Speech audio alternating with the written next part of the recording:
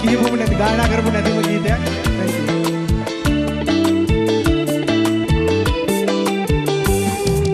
අහිංසකම ඇස් දෙකට කඳුළු දුන් නැති යන්තම් හරි මතකයේ ඇති යන්තම් හරි මතකයේ ඇති